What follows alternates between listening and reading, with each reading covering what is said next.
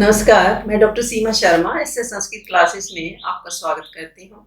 अर्थ संग्रह कर रहे हैं।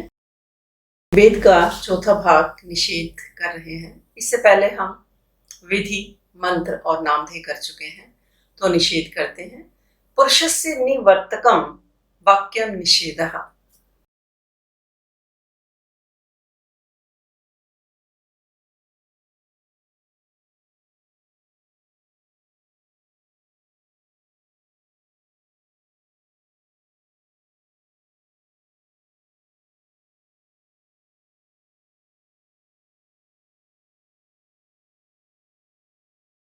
पुरुषस्य निवर्तकम वाक्यम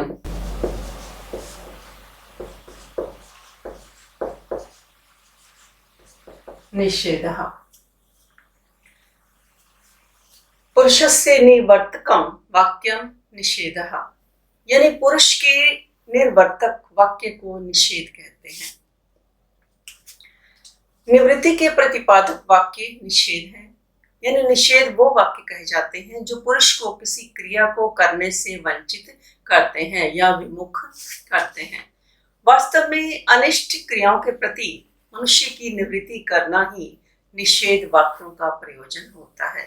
यानी वस्तुतः क्या है कि जो अनिष्ट क्रियाएं हैं जिनको करने से हमारा अनिष्ट होता है, उन क्रियाओं के प्रति मनुष्य की निवृत्ति करना ही निषेध वाक्यों का प्रयोजन होता है। अतः निषेध वाक्य विधि वाक्य के विपरीत होते हैं, यानी जो निषेध वाक्य होते हैं विधि वाक्य के विपरीत होते हैं। विधि वाक्यों का प्रयोजन होता है पुरुष को इष्ट फल की साधनभूत क्रियाओं के प्रति प्रवृत्त करना। यानी जो विधि वाक्य होते हैं वो मनुष्य को क्या करते हैं कि इष्ट फल की प्राप्ति की ओर प्रवृत्त करते हैं, और इसके विपरीत निषेध वाक्य पुरुष को अनिष्ट के अनुसंधान से विमुख करते हैं, उसके विपरीत चलने के लिए कहते हैं, यानी अनिष्ट के अनुसंधान से। यानी इसके विपरीत निषेध वाक्य पुरुष को अनिष्ट के अनुसंधान से विमुख करते हैं। यथा हमने इसका उदाहरण क्या देते हैं, यथा न कलंजम भक्ष्ये। यथा इसका उदाहरण क्या देते हैं, यथा न कलंजम भक्ष्ये। ये निषेध वाक्य है। न कलंजम भक्षेत, ये निषेध वाक्य है। यह निषेध वाक्य व्यक्ति को, मनुष्य को कलंज भक्षण की क्रिया से क्या करता है, विमुख करता है। तो पहले हम जान लेते हैं कि कलंज क्या है। कलंज क्या है कि विषाक्त बाण से मारे गए पशु अथवा पक्षी के मांस को क्या कहते हैं, कलंज कहते हैं। यानी विषाक्त बाण से मारे गए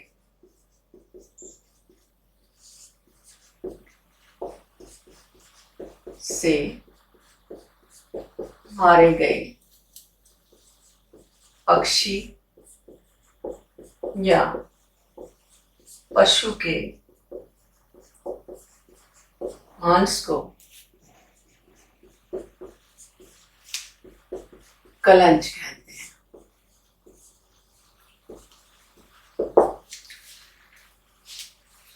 विषाक्त बाण से मारे गए पशु अथवा पक्षी के मांस को कलंज कहते हैं।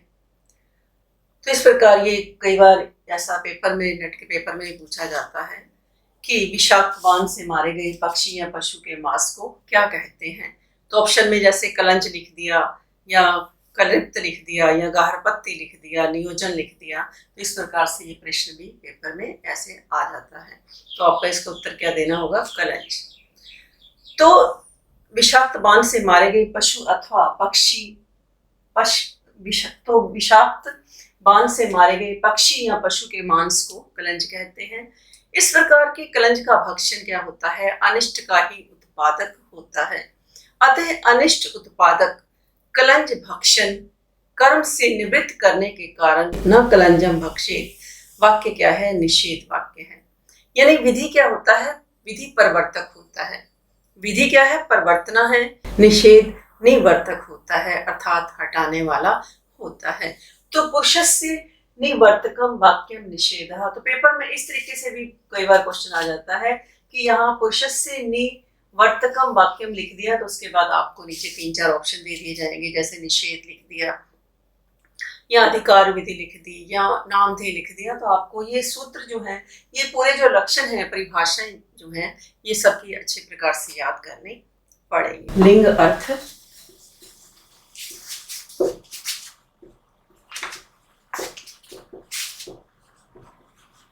शब्द भावना का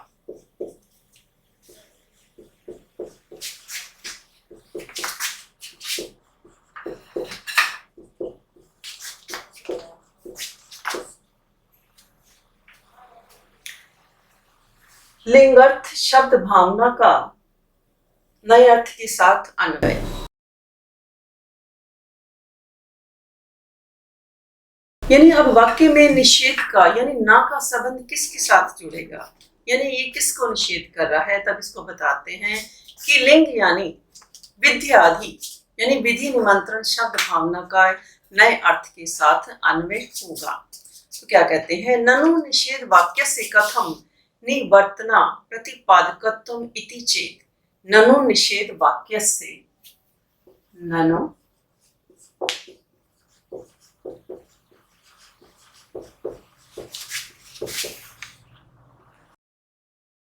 ननु निषेध वाक्य से कथम निवर्तना प्रति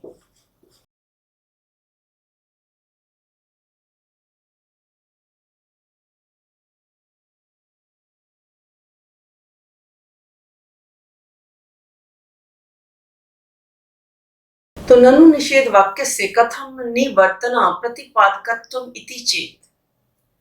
तो इससे पहले हमने पढ़ा कि निषेध वाक्य निवर्तना का प्रतिपादक है, तो तब निषेध वाक्य निवर्तना का प्रतिपादक कैसे हो सकता है, ये प्रश्न उत्पन्न होता है। तब इसके उत्तर में क्या कहते हैं कि धातु के अर्थ के साथ नए का संबंध नहीं हो सकता, क्योंकि धातु के साथ न यदि अव्यहित रूप में जुड़ जाए, यथा न कलंजम भक्षेत, तो यहाँ यदि कलंजम न भक्षेत, इसका उदाहरण क्या देते हैं, तो क्या कहते हैं कि धातु के अर्थ के साथ नए का संबंध नहीं हो सकता, क्योंकि धातु के साथ न यदि अव्यहित रूप में जुड़ जाए, यथा न कलंजम भक्षेत, वाक्य हमारा क्या है, न कलंजम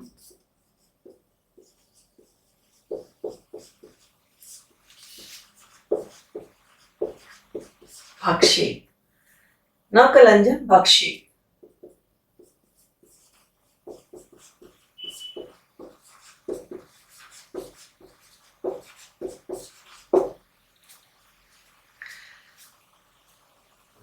कि धातु के अर्थ के साथ न का संबंध नहीं हो सकता, क्योंकि धातु के साथ न यदि अव्यहित रूप में जुड़ जाए, यथा न कलंजम भक्षेत, कि कलंज नहीं खाना चाहिए, तो यदि यहाँ हम ऐसा बोले कलंजम न भक्षेत, ऐसा बोलने पर धातु के साथ न आने पर भी उसकी जो प्रत्यार्थ के प्रति वो क्या है, गौण उपस्थिति रहती है, उसकी प्रत्यय के प्रति प्रत्यार्थ के प्रति क्या रहती है, गौण उपस्थिति रहती है, क्योंकि अन्य के प्रति उपसर्जन यानी गौण रूप में विद्यमान दूसरे अर्थ के साथ वो नहीं जुड़ सकता। यानी यहाँ भी क्या है, ना कलंजम भक्षेत की पशु उस बांध से मारे गए पशु या पक्षी के मांस को नहीं खाना चाहिए। तो यहाँ कहते हैं कि यदि धातु के साथ भी वो क्या है, जुड़ जाता है, ना भक्षेत ऐसे आप हो जाता है, तो धातु के साथ भी यदि अव्यहित बिना रुकावट के वो जुड़ जाता है, तो ऐसा बोलने पर भी धातु के साथ ना आने पर भी उसकी धातु का जो अर्थ है यानी प्रत्यय अर्थ के प्रति क्या है, गौण उपस्थिति रहती है, उसकी क्या है कि इसके प्रति भी क्या है, गौण उपस्थिति रहती है। अतः अन्य के प्रति उपसर्जन यानी गौण रूप से विद्यमान अर्थ जो है दूसरे अर्थ के साथ नहीं जुड़ सकता। फिर इसका उदाहरण देते हैं, जैसे राजपुरुषम आने, इसका उदाहरण क्या देते हैं, यथा राजपुरुषम आने, कि राजा के पुरुष को लाओ, यथा राजपुरुषम आने, कि राजपुरुष को लाओ। अब इसमें राज शब्द क्या है, विशेषण है, उपसर्जन है, अर्थात गौण है। इसमें जो राज शब्द क्या है, ये क्या है, उपसर्जन है, उपसर्जन और गौण एक ही बात। उपसर्जन है यानी गौण है, विशेषण है। तो इसमें राज शब्द क्या है? विशेषण है, उपसर्जन है, गौण है। और पुरुष क्या है? मुख्य है। यानी राज शब्द पुरुष के साथ जुड़ा हुआ है। राज शब्द किसके साथ जुड़ा हुआ? पुरुष के साथ। राज पुरुष का मतलब है कि कोई व्यक्ति लेकर के आओ, सिपाही लेकर के आओ या मंत्री लेकर के आओ, तो राज पुरुष में कोई सिपाही लेकर के आओ। तो यहाँ राज शब्द क्या है? पुरुष के साथ जुड़ा हुआ है तथा यह दूसरे के साथ नहीं जुड़ेगा। यहाँ इसलिए राजा का केवल पुरुष के साथ ही अन्वय हो सकता है। यानी जो राज शब्द, राजा का क्या है कि केवल पुरुष के साथ ही अन्वय हो सकता है, और क्रिया के साथ तो राजा का क्या है कि केवल पुरुष के साथ ही अन्वय हो सकता है। क्रिया के साथ तो पुरुष का ही संबंध होगा। क्रिया के साथ किसका संबंध होगा? पुरुष का। पुरुष कौन है? राज पुरुष, मैंने कोई व्यक्ति विशेष, उसका ही क्या है यहाँ पर संबंध होगा। तो फिर नए अर्थ का अन्वय किसके साथ होगा? तब क्या कहते हैं? प्रत्यय के साथ। तो प्रत्यार्थ किसको कहते हैं? भावना को कहते हैं। नए अर्थ का अन्वय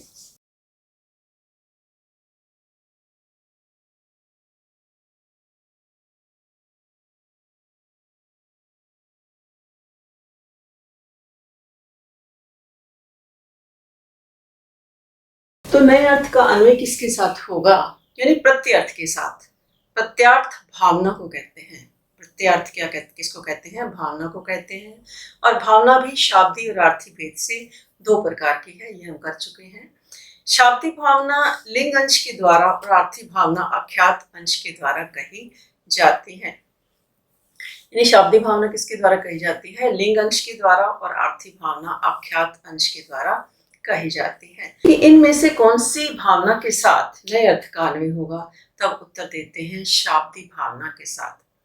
अर्थात त प्रत्यगत लिंग अंश वाक्य शाब्दिक भावना से ही नए अर्थ का अन्वय होता है। इसका कारण है कि आर्थी भावना का शाब्दिक भावना के प्रति गौण होना। अर्थात शाब्दिक भावना क्या है? आर्थी भावना से प्रधान होती है। यानी शाब्दिक भावना जो है आर्थी भावना से प्रधान होती है, प्रबल होती है। और आर्थी भावना क्या होती है? गौण होती है। अतः लिंग से नए का अन्वय होगा। यानी नए अर्थ का अन्वय किसके साथ होगा? लिंग के साथ ही होगा। एक उदाहरण से भी जैसे जान लेते हैं। जैसे हमने यहाँ पर क्या लिखा? भक्षे। तो इसमें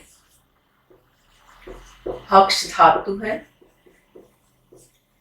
और प्रत्यय है।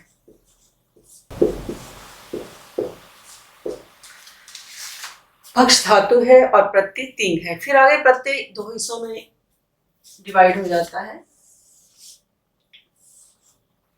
आख्यात। आख्यात किसको कहते हैं? आर्थी भावना को। आख्यात में आर्थी भावना आ जाती है। लिंग में प्रवर्तना। और यदि इसको ना से हम करेंगे तो हमारा क्या बन जाएगा? निवर्तना। इसको हम इस तरीके से ना कर देंगे तो क्या बन जाएगा? निवर्तना। तो इसको हम उदाहरण से जैसे हमने समझता कि ठीक उसी प्रकार भक्ष धातु क्या है? तिंग प्रत्यय है। इसमें तिंग प्रत्यय का उपसर्जन होने से ना से नहीं जुड़ सकता। भक्ष धातु जो है तिंग प्रत्यय का उपसर्जन होने से ना से नहीं जुड़ सकता। न स्वभाव कथन।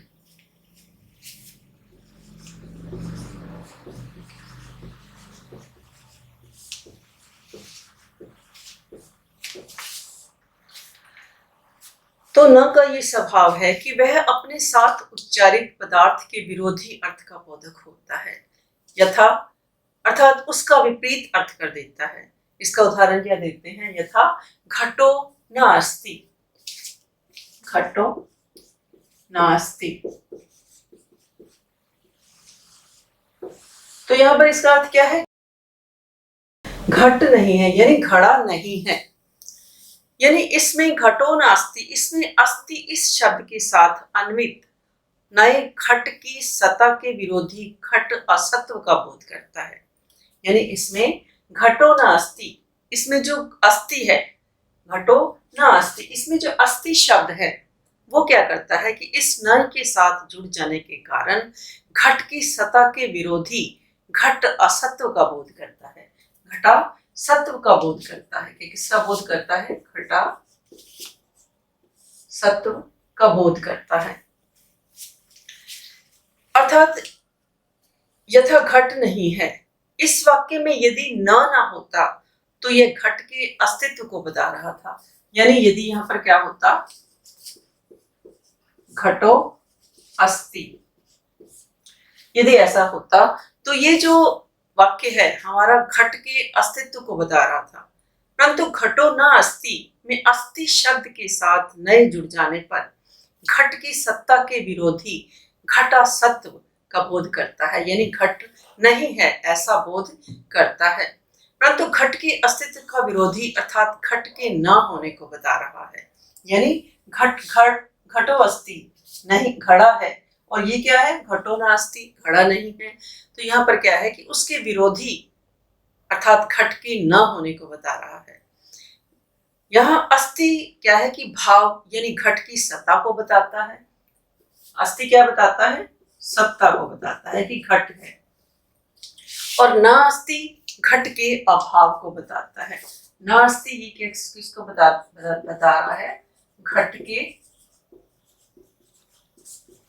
अभाव को। तो घटो अस्ति क्या है कि घट की सत्ता को बताता है, और न अस्ति घटो नास्ति घट के अभाव को बता रहा है। इसी प्रकार न कलंजम भक्षेत में लिंग के साथ युक्त लिंग के अर्थभूता परिवर्तना के विरोधी निवर्तना का बोध कराता है। यानी इसी प्रकार हमने न कलंजम भक्षेत में लिंग के साथ युक्त न यानी कलंजम न भक्षेत लिंग की अर्थभूता प्रवर्तना का विरोधी निवर्तना का बोधक होता है। क्योंकि विधि वाक्य जैसे यजेत स्वर्ग काम है। विधि वाक्य जैसे क्या है? यजेत स्वर्ग काम है। क्योंकि विधि वाक्य यजेत स्वर्ग काम है, ये विधि वाक्य सुनकर श्रोता को ये बोध हो जाता है कि यह वाक्य मुझे इष्ट कर्म करने में प्रवृत्त कर रहा है। यानी कोई भी हम अच्छी बात सुनते हैं तो अगर उसमें हमारा प्रयोजन क्या होता है कि यह जो बात है, यह ये जो वाक्य है मुझे इष्ट कर्म करने में प्रवृत्त करता है। परंतु निषेध वाक्यों में क्या होता है कि निषेध वाक्यों को सुनकर व्यक्ति या श्रोता यह जान लेता है कि वह वाक्य मुझे कलंज भक्षणादि क्रियाओं के करने से क्या है? निवृत्त कर रहा है। तो निषेध वाक्य निवर्तना के प्रतिपादक होते हैं। तो नए अर्थ के साथ प्रत्यय अर्थ अन्वय में दो बाधक भेद होते हैं। नए अर्थ के साथ प्रत्ययार्थ अन्वय में बाधक दो भेद। नए अर्थ के साथ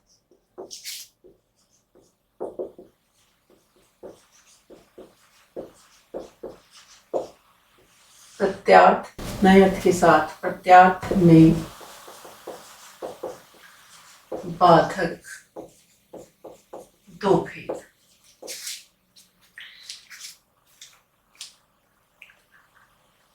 कभी कभी प्रत्यय के साथ नए के अन्वय होने में बाधाएं भी आ जाती हैं। यानी कभी कभी क्या है कि प्रत्यय यानी लिंग के साथ नए के अन्वय होने में बाधाएं भी आ जाती हैं। ऐसी स्थिति में धातु के अर्थ का ही नए से अन्वय होता है, यानी करना चाहिए, प्रत्यय का नहीं। अतः प्रत्यार्थ से नए अर्थ के अन्वय में बाधक कारण दो हैं। अतः प्रत्यार्थ से नए अर्थ के बाधक क्या है? दो कारण हैं। कौन कौन से हैं? तस्य व्रतम और विकल्प प्रसक्तिश्च। तच्च बाधकम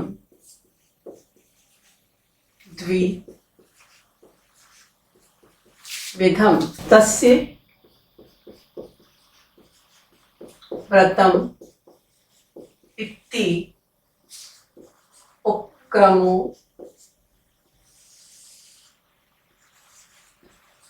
विकल्प प्रसक्तिश्च।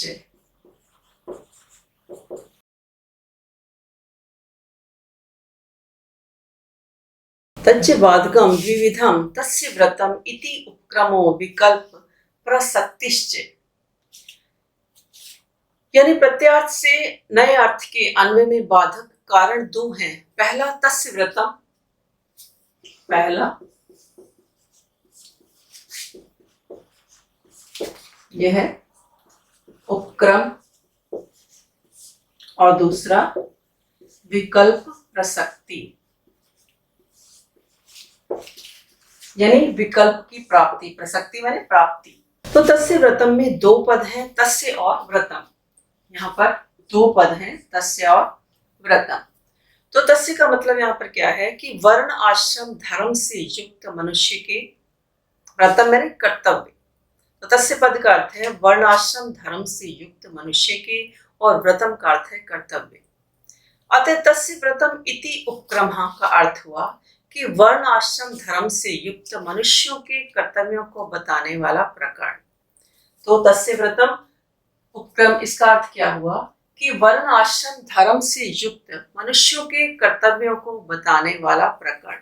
अभिप्राय यह है कि जहां वर्ण आश्रम धर्म से युक्त मनुष्यों के कर्तव्यों का विवेचन व्रतम आदि शब्दों के उल्लेख के साथ प्रारंभ किया गया हो, और यदि उन्हें कर्तव्य बोधक वाक्यों में न का भी प्रयोग हुआ हो, तो जहां नए अर्थ का अन्वय प्रत्यार्थ के साथ नहीं किया जा सकता, नए अर्थ से प्रत्यार्थ के प्रत्यय होने में प्रथम बाधक तस्य व्रतम इति उपक्रम का यही अभिप्राय है। तो इसका उदाहरण क्या देते हैं, न इक्षत उदयंतम आदित्यम, न इक्षत, इसका पहले का उदाहरण क्या देते हैं तस्य व्रतम का,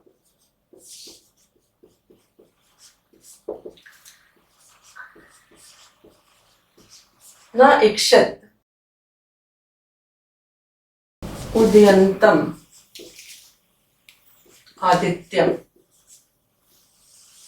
न इक्षत उदयंतम आदित्यम, कि अर्थात निकल रहे अथवा डूब रहे सूर्य को कभी ना देखें। ये ब्रह्मचारी के अनुष्ठेय कर्म है। यानी ब्रह्मचारी कोई भी व्यक्ति उठेगा सुबह जैसे ही, तो सूर्य को तो जरूर देखेगा। तो ये ब्रह्मचारी के क्या है, अनुष्ठेय कर्म है, यानी उसे करने चाहिए, कर्तव्य कर्म है। अतः न इक्षतो उद्यंतम आदित्यम, ये जो वाक्य है कर्तव्य अर्थ का बोधक है, यानी कर्तव्य को बताता है। न के प्रयोग से ये वाक्य क्या है, निवर्तना का प्रतिपादक बन जाता है। यानी जब ये न हम ऐसा लगाते हैं तो ये वाक्य क्या बन जाता है, निवर्तना का प्रतिपादक बन जाता है, यानी नहीं करना चाहिए, निषेध का प्रतिपादक बन जाता है। तब ये जिज्ञासा उत्पन्न होती है कि नए अर्थ का अन्वय किसके साथ हो, यही विचारणीय प्रश्न है। यदि यहाँ नए अर्थ का अन्वय प्रत्यार्थ यानी लिंग लकार के अर्थ के साथ करने पर वाक्य निवर्तना का बोध कराने लगेगा, तो निवर्तना क्या होती है, परिवर्तना के विपरीत होती है। यानी जो निवर्तना का बोधक है वो क्या है, परिवर्तना का बोध नहीं करा सकता, क्योंकि निवर्तना क्या है, निषेध है, और परिवर्तना क्या है, विधि है। तब इन दोनों वाक्यों में एक वाक्यता नहीं होगी। हालांकि दोनों वाक्यों में क्या है, एक वाक्यता होनी चाहिए। अतः यह नए अर्थ के साथ प्रत्यार्थ का अन्वय नहीं किया जा सकता। अतः तस्य व्रतम इति उपक्रमः, इस बाधक का यही अभिप्राय है। जबकि नए अर्थ का प्रत्यार्थ के साथ अन्वय किसी कारणवश नहीं होता, तो वहां पर्युदास का आश्रय लिया जाता है। तो वहां पर किसका आश्रय लिया जाता है, पर्युदास का आश्रय लिया जाता है।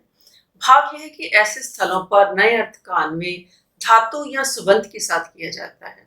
किसके साथ किया जाता है, धातु या सुबंत के साथ किया जाता है। जैसे हमने ये लिखा, न इक्षत उदयंतम आदित्यम, यानी इस वाक्य का अन्वय धातु अर्थ के साथ करने पर अर्थ होगा इक्षण विरोधी। यानी न इक्षेत में न का अर्थ विरोधी और इक्ष का अर्थ क्या है देखना है। यानी न इक्षत उदयंतम आदित्यम, तो इस वाक्य का अन्वय यदि हम धातु अर्थ के साथ करने पर इसका अर्थ क्या होगा, इक्षण विरोधी। तब इसका अर्थ क्या हो जाएगा, इक्षण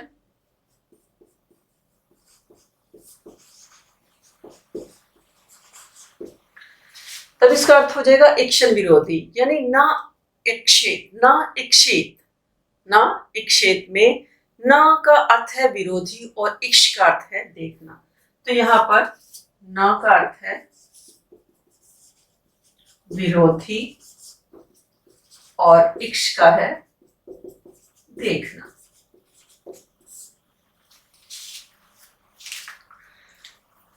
प्रत्यक्ष का अर्थ है देखना।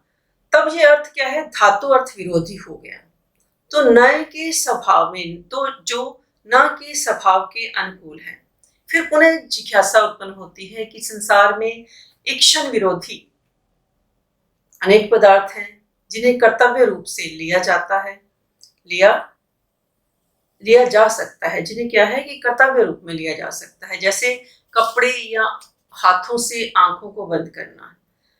तब मीमांसक क्या कहते हैं, अनिक्षण संकल्प को, तब मीमांसक अनिक्षण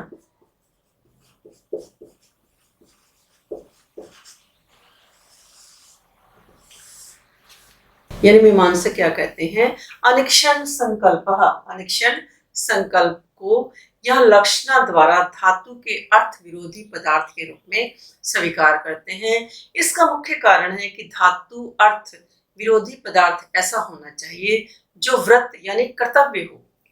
व्रत मानसिक कर्म होता है जो संकल्प के रूप में कर्तव्य है, कर्तव्य माना जाता है, यानी जो संकल्प के रूप में कर्तव्य है। अतः अनिक्षण संकल्प कर्तव्य की श्रेणी में आ जाता है।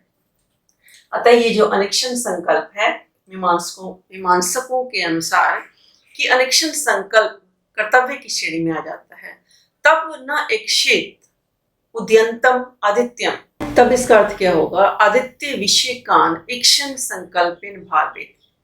अतः यह विधि वाक्य बन जाता है, जो आदित्य विषयक अनिक्षण संकल्प रूप कर्तव्य के प्रति प्रेरित करता है। तब अनिक्षण संकल्प का अर्थ क्या हो जाएगा, तब अनिक्षण संकल्प किसमें आ जाएगा, कर्तव्य की श्रेणी में आ जाता है। तब न इक्षत उद्यंतम आदित्यम का अर्थ होगा आदित्य विषय कान इक्षण संकल्पेन भावेत। आदित्य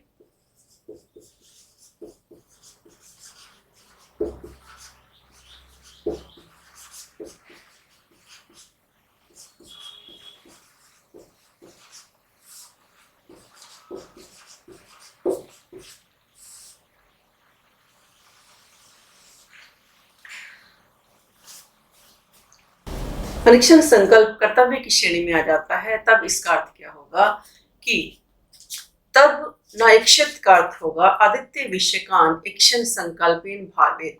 अतः ये विधि वाक्य बन जाता है, जो आदित्य विषयक अनिक्षण संकल्प रूप कर्तव्य के प्रति क्या है, प्रेरित करता है। और उसमें भी यदि भाव्य यानी फल की आकांक्षा होने पर एतावता हेनसा वियुक्तो भवति, उसमें भी जो आदित्य विषयक अनिक्षण संकल्प के रूप में फल की आकांक्षा होने पर एतावता हेनसा वियुक्तो भवति, इस वाक्य शेष से ज्ञात पापक्षय भाव्य के रूप में अन्वित होता है।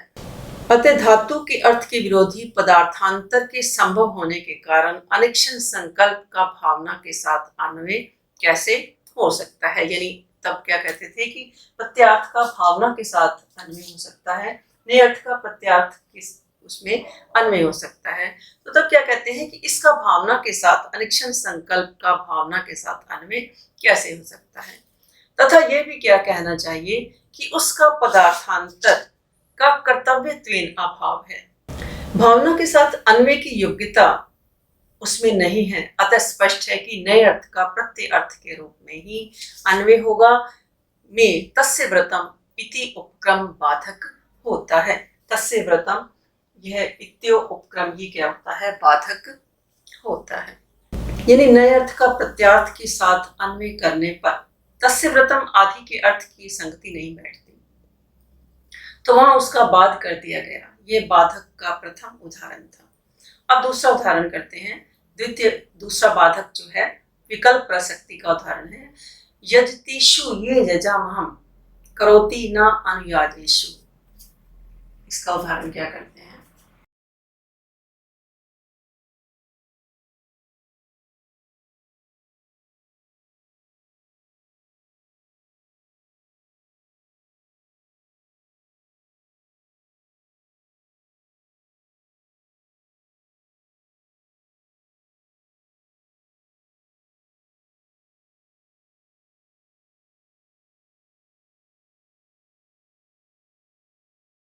यजतेषु ये यजमहं करोति न अनुयाजेषु। यानी नए अर्थ से प्रत्यार्थ के अन्वय से दूसरा बाधक क्या है? विकल्प प्रसक्ति है। यह भी एक प्रकार का दोष है। इस दोष से बचने के लिए पर्योदास का आश्रय लिया जाता है। यानी यहाँ यजतेषु ये यजामह करोति, यह यजतेषु ये यजामह करोति न अनुयाजी। यहाँ पर इसका अर्थ है यागों में ये यजामह मंत्र का पाठ करना चाहिए, अनुयाज यागों में नहीं। यानी न अनुयाजेषु का अर्थ है अनुयाजेषु ये यजामहं न करोति, कि अनुयाजों में इसका पाठ नहीं होना चाहिए। अब यदि इस वाक्य में नए अर्थ के साथ प्रत्यार्थ का अन्वय होगा तो अनुयाजों में ये यजामहे न करे, इस प्रकार अर्थ होने पर अनुयाजों में ये यजामहे इस मंत्र का निषेध होगा, क्योंकि निषेध जहां होता है पहले प्राप्ति होती है। निषेध हमेशा प्राप्ति पूर्वक होता है, प्राप्त का ही निषेध होता है। शास्त्र प्राप्त का प्रतिषेध प्राप्त होने पर विकल्प ही होता है, निषेध नहीं। यानी जिस जगह निषेध किया गया है उसमें भी विकल्प करना पड़ेगा, प्राप्त होगा, निषेध नहीं। क्योंकि रागतः जिसकी प्राप्ति होती है उसका शास्त्र द्वारा बाध होता है, न कि मूल शास्त्र का अन्य शास्त्र से। तब अर्थात शास्त्र प्राप्त पदार्थ का शास्त्र द्वारा निषेध प्राप्त होने पर विकल्प ही मान्य होता है। इस संबंध में एक उदाहरण भी देते हैं, यथा आहावनीय जुहोति और पदे जुहोति। आहावनीय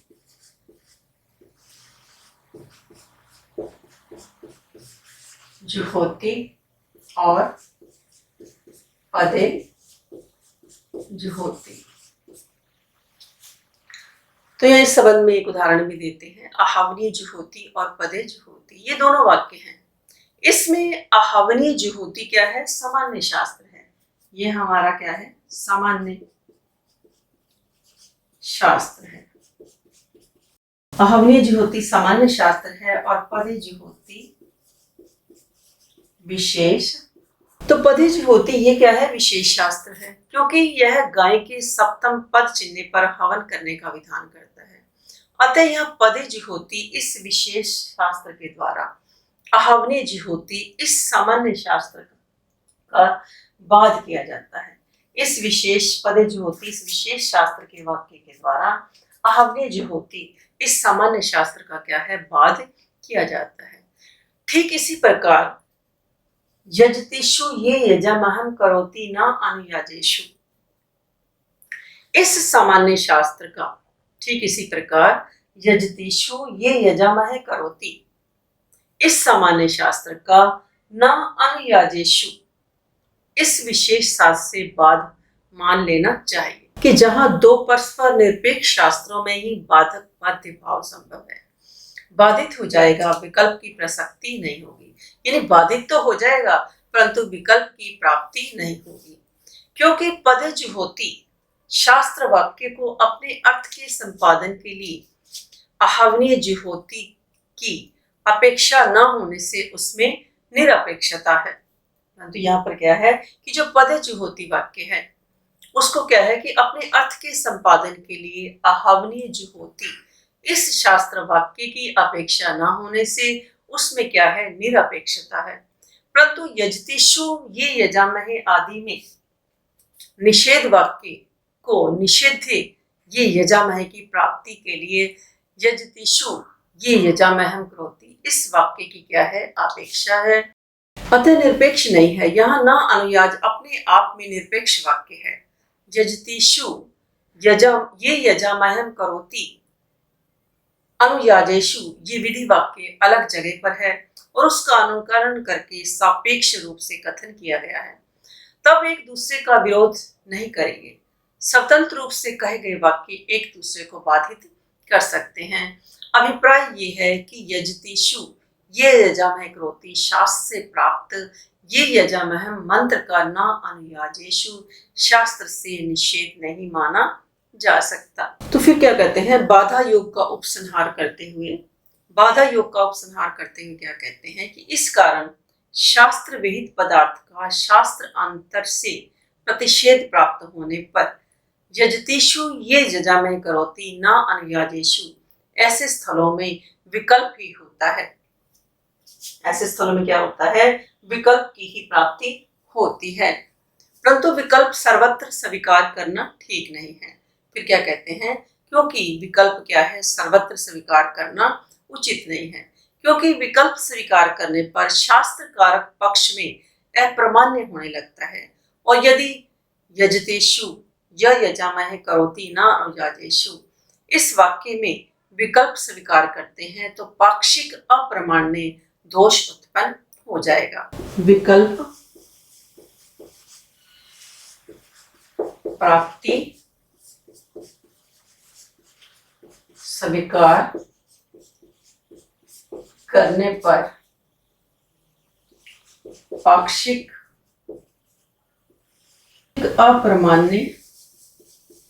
अप्रामाण्य दोष, क्योंकि अर्थात जब यजतेषु ये जजामहे करोति वाक्य को प्रमाण मानकर अनुयाज याजों में ये यजामय करोति मंत्र का पाठ करते हैं, तब इस पक्ष में न अनुयाजेषु ये वाक्य क्या है? अप्रमाणिक हो जाएगा, क्योंकि इस शास्त्र के अनुसार अनुयाजों में ये यजामहे मंत्र का उच्चारण नहीं करना चाहिए। अतः इसी प्रकार जब न अनुयाजेषु शास्त्र को प्रमाण मानकर अनुयाजों में ये यजामय मंत्र का उच्चारण नहीं किया जाएगा, तब यजतेषु ये यजामहे करोति शास्त्र अप्रमाण हो जाएगा, क्योंकि वह सभी यागों में क्या है? ये यजामहे मंत्र उच्चारण का विधान करता है। क्योंकि ऐसा विकल्प मानने पर एक पक्ष अप्रमाणिक होने लगता है, अतः यहाँ यजतेषु ये यजामहे करोति अनुयाजेषु इस उदाहरण में विकल्प स्वीकार नहीं करना चाहिए। तब यहाँ प्रश्न उत्पन्न होता है, ब्रीहि भीर यजेत यवैर वा, वाक्य में भी विकल्प स्वीकार किया जाता है, तो फिर यहाँ क्यों नहीं? फिर इस उदाहरण में यजतेषु ये यजामहे करोति, इस उदाहरण में भी विकल्प क्यों नहीं मान लेते? तब इसका उत्तर देते हैं कि ब्रीहि भी यजेत यवै वा दो वैकल्पिक वाक्य हैं। ये क्या है? दो वैकल्पिक वाक्य हैं, और ये दोनों ही क्या है? परस्पर निरपेक्ष हैं। ये दो वैकल्पिक वाक्य हैं, ये दोनों ही परस्पर निरपेक्ष हैं, अतः दोनों में बाधक बाध्य भाव नहीं माना जा सकता। क्योंकि इनमें बाधक बाध्य भाव माने तो प्रश्न उपस्थित होता है कि दोनों में से कौन बाधक है और कौन बाध्य है। इस प्रश्न का निर्णय नहीं हो सकता, क्योंकि ऐसी स्थिति में दोनों एक दूसरे से बाधित होने लगेंगे। यह स्थिति मान्य नहीं हो सकती, इसलिए यहाँ विवशता में विकल्प स्वीकार ही करना पड़ेगा। इसलिए यहाँ विवशता में विकल्प स्वीकार ही करना पड़ता है। भले ही उसे स्वीकार करने पर ब्रीहि शास्त्र के प्रामाण्य में यव शास्त्र का अप्रामाण्य और यव शास्त्र के प्रामाण्य में ब्रीहि शास्त्र का अप्रामाण्य स्वीकार होता हो, किंतु फिर भी विकल्प स्वीकार करने पर कम से कम अपने अपने स्थान पर अनुष्ठित होने से येन केनापि प्रकारेण दोनों की प्रामाणिकता प्राप्त हो जाती है, किंतु इसके अलावा अन्य कोई और उपाय भी नहीं है। अतः इस स्थान में विकल्प स्वीकार करके पाक्षिक अप्रामाणिकता भी सहन करनी पड़ती है। किंतु यजतेषु ये यजामहे करोति न अनुजेषु स्थल में इस प्रकार की स्थिति नहीं है। यानी यहाँ पर तो हमें क्या है कि ब्रीहि भी यजेत यवै मा में तो पाक्षिक अप्रामाणिकता भी स्वीकार करनी पड़ती है, सहन करनी पड़ती है, किंतु यजतेषु ये यजामहे करोति न अनुयाजेषु इसी में यहाँ पर ऐसी स्थिति नहीं है। यह निषेध अस्वीकार करने के बाद भी विकल्प मानकर एक पक्ष की अप्रामाणिकता सहन करने की व्यवस्था नहीं है, क्योंकि यह दूसरा उपाय पर्युदास का आश्रय विद्यमान है, अर्थात यहाँ पर्युदास का आश्रय लेकर काम चलाया जा सकता है। तो फिर विधि एवं प्रतिषेध दोनों के पुरुषार्थ होने के कारण दो अदृष्टों की कल्पना करनी पड़ती है, क्योंकि विधि और निषेध दोनों ही पुरुषार्थ अर्थात पुरुष के लिए होते हैं, अतः दोनों का अदृष्ट अर्थक होना स्वतः सिद्ध है। अतः जब नए अर्थ से प्रत्यार्थ के साथ अन्वय मानने पर विकल्प प्राप्त होता है तो विकल्प भी पाक्षिक अप्रमाण्य और अदृष्ट कल्पना दोषों से युक्त है। दूसरा दोष क्या था हमारा? पहला ये और दूसरा अदृष्ट कल्पना। तो अतः जब नए अर्थ से प्रत्यार्थ के साथ अन्वय मानने पर विकल्प प्राप्त होता है तो विकल्प भी पाक्षिक अप्रमाण्य और अदृष्ट कल्पना दोषों से युक्त है। तब उस विकल्प से बचने के लिए पर्युदास का सहारा लिया जाता है, अर्थात नए अर्थ का सुबंत पद अनुयाजेशु के साथ अन्वय किया जाता है। अतः स्पष्ट है कि नए अर्थ से सुबंत पद अनुयाजेशु का अन्वय करने पर न तो किसी प्रकार का प्रतिषेध करना पड़ा और न दोष द्वय से ग्रसित विकल्प ही स्वीकार करना पड़ा। फिर पर्युदास और उपसंहार का डिफरेंस बताते हैं। तो यहाँ पूर्व पक्षी एक शंका करता है कि उनके अनुसार यदि यजतीषु ये यजामहं करोति में पर्युदास का आश्रय है तो यजतीषु ये जो वाक्य है इस सामान्य शास्त्र से याग शास्त्र में प्राप्त ये यजामह मंत्र का न अनुयाजेशु इस विशेष शास्त्र से अनुयाज भिन्न यागों में संकोचन हो जाएगा। यानी तब क्या होगा कि ये जो हमारा है यजतीषु ये यजामह करोति, ये जो सामान्य शास्त्र है इसका क्या है कि ये यजामह मंत्र का न अनुयाजेशु इस विशेष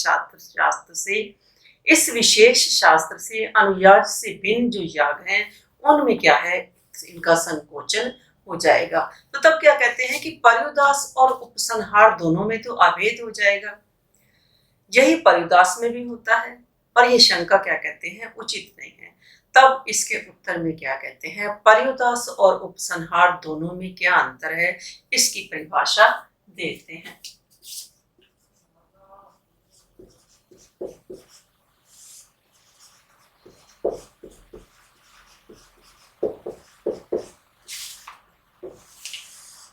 पर्युदास और उपसंहार दोनों में क्या अंतर है? तो उपसंहार क्या है? उपसंहारो ही तन्मात्र संकोचार्थः। उपसंहारो ही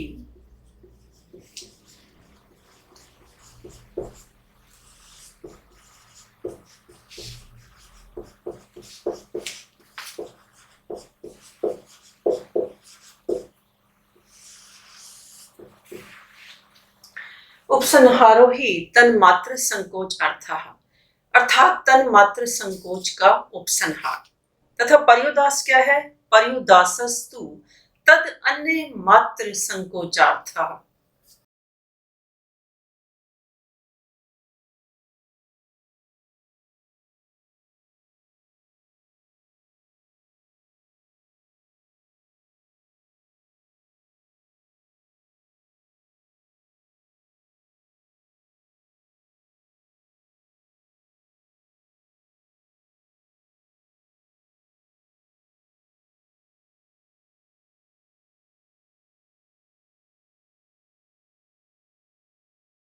तो उपसंहारो ही तन्मात्र संकोच अर्थः, अर्थात तन्मात्र संकोच का उपसंहार। तथा पर्युदासस्तु तद अन्य मात्र संकोच संकोचार्थः। तद अन्य मात्र को पर्युदास कहते हैं। तो यहाँ तन मात्र संकोच का अर्थ है विधेय पदार्थ के शब्द द्वारा निर्दिष्ट विषय मात्र में होने वाला संकोच। तो यहाँ तन मात्र संकोच शब्द का अर्थ क्या है कि विधेय पदार्थ के शब्द द्वारा निर्दिष्ट विषय मात्र में होने वाला संकोच। तो इसका उदाहरण क्या देते हैं पहले का उपसंहार का कि यथा पुरोडाशम चतुर्धा करोति, यथा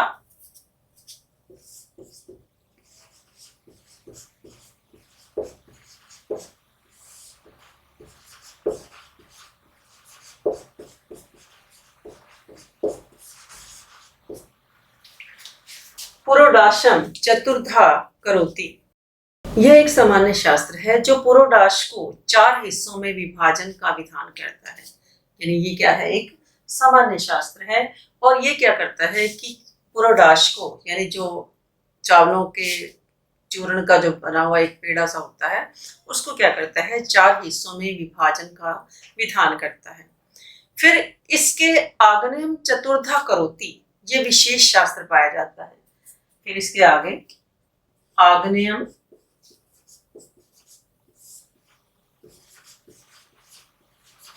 चतुर्धा करोति, आग्नेयम चतुर्धा करोति, ये विशेष शास्त्र पाया जाता है जो पुरोडाश को चतुर्धा करण का संकोच केवल आग्नेय पुरोडाश में ही कर देता है। यानी फिर इसका इस प्रकार ये जो वाक्य है, आग्नेय चतुर्धा करोति, ये जो विशेष शास्त्र पाया जाता है, ये क्या करता है कि पुरोडाश जो है उसको 4 हिस्से तो करने हैं, वो केवल किस में करते हैं, केवल आग्नेय पुरोडाश में ही कर देता है। यानी केवल इस याग में ही वो क्या है, पुरोडाश का संकोच कर देता है। अतः अग्नि सौम्य और इंद्राग्न पुरोडाशों का चतुर्धाकरण नहीं होता। यहाँ आग्नेय पद क्या है, श्रुत है, इसलिए आग्नेय यानी पुरोडाश चतुर्धाकरण रूप विधेय पदार्थ का संकोच किया जाता है। यानी आग्नेय यहाँ पर क्या है, पुरोडाश है, तो यहाँ आग्नेय पद श्रुत है, इसी आग्नेय यानी पुरोडाश से चतुर्धा रूप विधेय पदार्थ का संकोच किया जाता है। अतः श्रुत मात्र के लिए संकोच विहित होने के कारण यह उपसंहार है। अतः यहाँ ये बात स्पष्ट हो जाती है कि उपसंहार स्थलों में विधान का स्थान कम और निषेध का स्थान अधिक होता है। यथा विधेय चतुर्धाकरण केवल आग्नेय पुरोडाश तक ही सीमित है। यानी विधेय चतुर्धाकरण की 4 हिस्सों वाला 4 हिस्से करना केवल आग्नेय पुरोडाश तक ही सीमित है, अन्य पुरोडाशों में वह विधेय नहीं है, अर्थात उसका विधान नहीं होता है। फिर पर्युदास का स्वरूप बताते हैं। पर्युदास का स्वरूप क्या है, इससे भिन्न है। ग्रंथकार ने इसे क्या है, तद अन्य मात्र संकोचार्था, पर्युदासस्तु तद अन्य मात्र संकोचार्थः, यानी विधि पदार्थ का निर्दिष्ट इतर विषय में संकोच यथा यजतीषु ये यजामह करोति से विधेय है। यथा यजतीषु ये यजामह करोति से यहाँ पर क्या है, विधेय है। ये यजामह मंत्र जिसका संकोच न अनुयाजों से अनुयाज से भिन्न यागों में होता है, ये संकोच निर्दिष्ट विषय अनुयाज में न होकर निर्दिष्ट इतर अर्थात अनुयाग से भिन्न यागों में हुआ है, इसे ही पर्युदास की स्थिति कहते हैं। अतः स्पष्ट है कि पर्युदास स्थलों में विधान का स्थान अधिक और निषेध का स्थान कम होता है, जबकि उपसंहार में विधान का स्थान कम और निषेध का स्थान अधिक होता है। तो पर्युदास में विधान का स्थान अधिक और निषेध का स्थान कम होता है। यथा यजतीषु ये यजामह करोति, न अनुयाजेषु में अनुयाज मंत्र का विधान सभी यागों में है, किंतु उसका निषेध केवल अनुयाजों में ही है।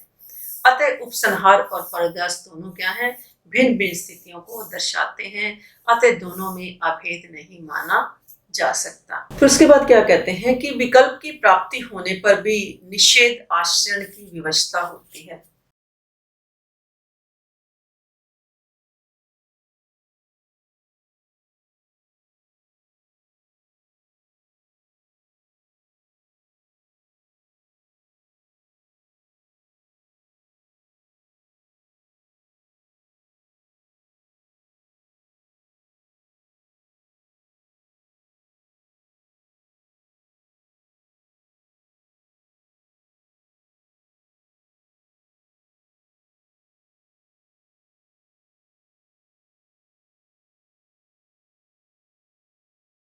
यदि आप ऐसे संस्कृत चैनल पर नए हैं तो चैनल को लाइक करें, सब्सक्राइब करें और शेयर भी करें। यदि आप कुछ सर्च करना चाहते हैं, जैसे आज हम अर्थ संग्रह कर रहे हैं, तो इसके साथ आप ऐसे संस्कृत लिखेंगे तो पूरा चैनल आप देख सकते हैं।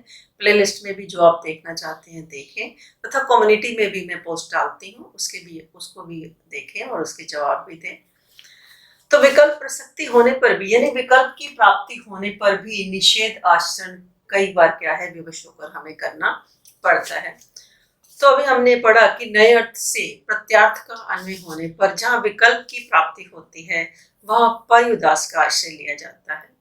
परंतु कहीं कहीं क्या होता है कि विकल्प की प्राप्ति होने पर भी अन्य कोई उपाय न होने के कारण प्रतिषेध का आश्रय लेना पड़ता है। यानी विकल्प की प्राप्ति तो हम पर्युदास का आश्रय हम ले लेते हैं, परंतु कहीं पर क्या होता है, कभी कभी क्या होता है कि विकल्प की प्राप्ति होने पर भी अन्य कोई उपाय न होने के कारण प्रतिषेध का आश्रय लेना पड़ता है। इस प्रकार के स्थलों पर विकल्प स्वीकार किया जाता है। तो इसका उदाहरण क्या देते हैं, यथा न अतिरात्रे षोडशीनम ग्रहणाति, यथा न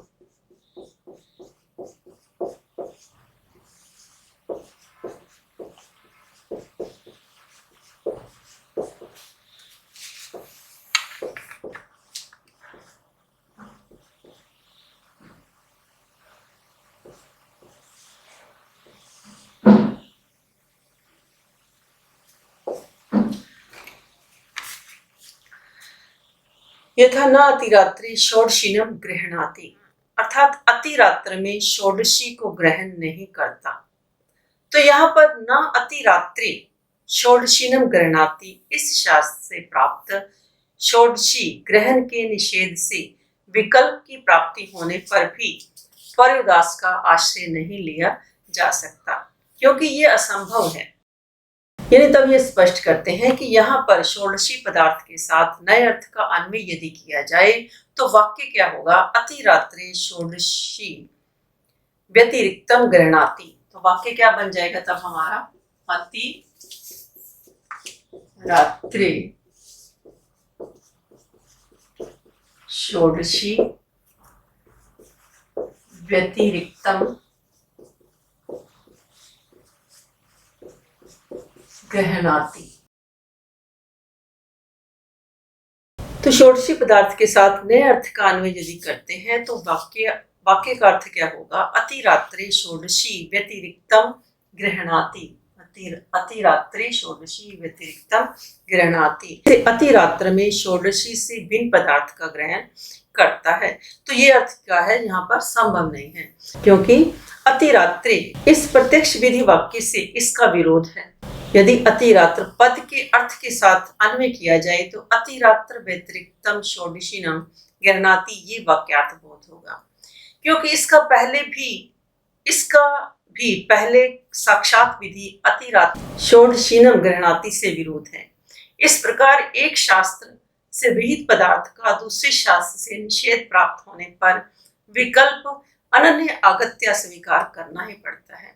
अतः इस विकल्प में प्रतिषेध भी स्वीकार किया जाता है। यथा न अतिरात्रे षोडशीनम गृह्णाति में निषेध ही स्वीकार है।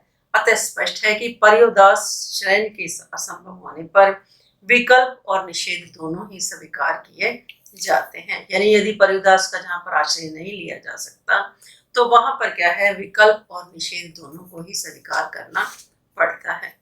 परंतु विकल्प में प्रतिषेध की अनर्थ हेतु का निराकरण करते हैं। यानी सामान्यतः क्या होता है कि जब हम किसी को कोई काम करने से मना करते हैं तो अनर्थ के उत्पादक होने के कारण ही हम उसको क्या करते हैं, निषिद्ध करते हैं। किंतु जब विकल्प प्रसक्ति होने पर निषेध स्वीकार्य होता है, वहाँ निषिद्ध पदार्थ अनुष्ठित होने पर भी अनिष्ट का उत्पादक नहीं होता। यानी जो निषेध्य पदार्थ है वो अनुष्ठित होने पर अनिष्ट का उत्पादक नहीं होता। अर्थात विकल्प के कारण एक का प्रतिषेध होने पर भी निषिध्य पदार्थ अनर्थ का कारण नहीं बनता, क्योंकि विधि और निषेध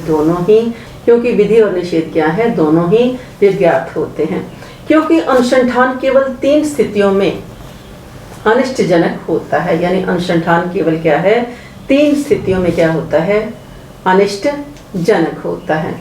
यत्र तु न विकल्पा प्राप्तिश्च रागतः एव प्रतिषेधश्च पुरुषार्थः।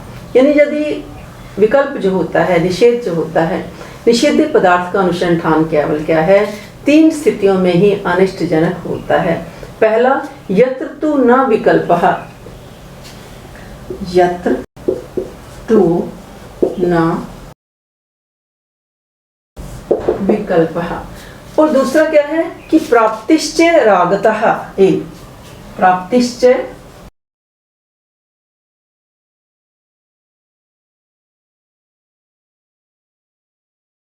रागतः एव प्रतिषेधश्च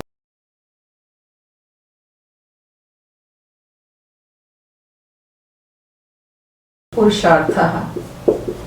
यानी क्योंकि निषिद्ध पदार्थ का अनुसंधान केवल 3 स्थितियों में अनिष्ट कारक होता है, जहां विकल्प ना हो। पहला, यत तो न विकल्प है, जहां विकल्प ना हो। और दूसरा, निषिद्ध पदार्थ की प्राप्ति रागवश हो रही हो। प्राप्तिश्चय रागतः है, जो निषिद्ध पदार्थ है उसकी प्राप्ति कैसे हो रही हो? रागवश हो रही हो। तथा तीसरा क्या है? प्रतिषेधस्य पुरुषार्थः, जहां निषिद्ध पदार्थ का निषेध ही पुरुषार्थ हो। यानी जैसे हमने उदाहरण दिया कि यथा न कलंजम भक्षेत में, उदाहरण हमारा पहले से चलता आ रहा है कि यथा न कलंजम भक्षेत में कलंज भक्षण का निषेध ही पुरुषार्थ है।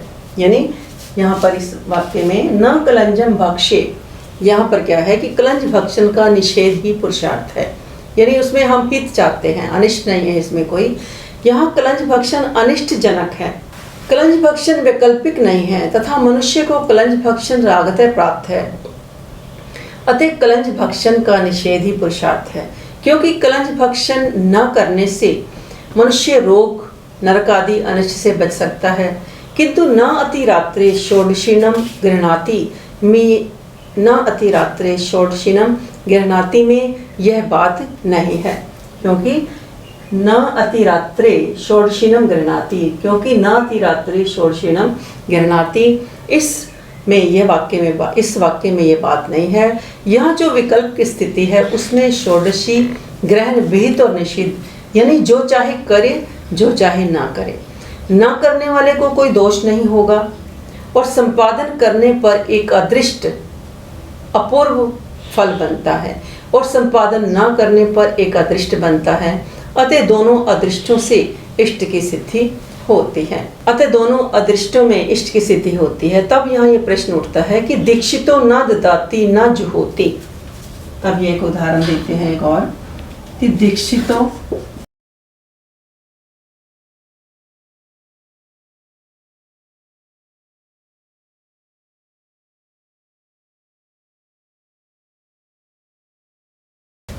न ददाति न जुहोति, अर्थात सोमयाग प्रकरण में यह वाक्य सोमयाग में दीक्षित यजमान को याग में दान होम आदि करने का निषेध करता है। दीक्षित यानी याग आदि करने वाला, पहले उसको दीक्षा देते हैं यानी उसका उस व्रत लेते हैं, उसके बाद यज्ञ करते हैं, यानी यजमान दीक्षित होता है। यजमान जो दीक्षित होता है वह दान होम आदि न करे, तो होम आदि करने का निषेध करता है। यानी दीक्षितो न ददाति न जुहोति, अर्थात सोमयाग प्रकरण में ये वाक्य सोमयाग में दीक्षित यजमान को याग में दान होम आदि करने का निषेध करता है। किंतु दान देना होम करना तो शास्त्र प्राप्त है, अर्थात शास्त्र सम्मत है, कर्तव्य कर्म है। इनके निषेध में कोई पुरुषार्थ नहीं। इनको करने वाला साधारण व्यक्ति पुण्य का ही भागी बनता है, अपुण्य का नहीं। किंतु दीक्षित पुरुष के लिए इनका निषेध किया गया है। किसका? कि दान करना और होम आदि का यज्ञ में खास तौर पे निषेध, उस याग में खास तौर पर निषेध किया गया है। क्योंकि यदि दीक्षित पुरुष इस निषिद्ध कर्म का अनुसंधान करेगा, दान करेगा या होम करेगा तो अनर्थ का कारण बन सकता है। इस प्रकार यहाँ पर कोई क्या है, इसका कोई विकल्प नहीं है। तो इसको एक और उदाहरण द्वारा स्पष्ट करते हैं। यथा कृतौ स्व स्त्री गमनादि, यानी जिस प्रकार यज्ञ में स्व स्त्री गमन, यद्यपि स्व स्त्री गमन पुरुषार्थ होने के साथ साथ शास्त्र सम्मत भी है, किंतु न स्त्रियम उपयात, इस निषेध वाक्य से याग में स्व स्त्री संपर्क निषिद्ध है, क्योंकि याग में स्व स्त्री संपर्क अनर्थ उत्पन्न करता है। अतः यहाँ स्व स्त्री संपर्क का विकल्प नहीं माना जा सकता। इसी प्रकार दीक्षितो न ददाति न जुहोति में भी शास्त्र प्राप्त दान होम आदि का विकल्प नहीं माना जा सकता। भले ही दान होम आदि पुरुषार्थ हैं, किंतु सोमयाग में उनका निषेध तो यागार्थ है। अभिप्राय यह है कि जिस प्रकार स्व स्त्री गमन साक्षात नरक साधन न होने पर भी यज्ञ में वैगुण्य उत्पन्न करने के कारण अनर्थ का कारण होता है, उसी प्रकार सोमयाग में दान देना, होम करना आदि भी साक्षात रूप से अनिष्ट का उत्पादक न होकर याग में हीनता उत्पन्न करने के कारण अनर्थ के ही जनक होते हैं। अतः स्पष्ट होता है कि निषेध वाक्य अनर्थ हेतु क्रियाओं की निवृत्ति द्वारा पुरुषार्थ साधक होते हैं। तो आज के लिए इतना ही। धन्यवाद। जय हिंद, जय भारत।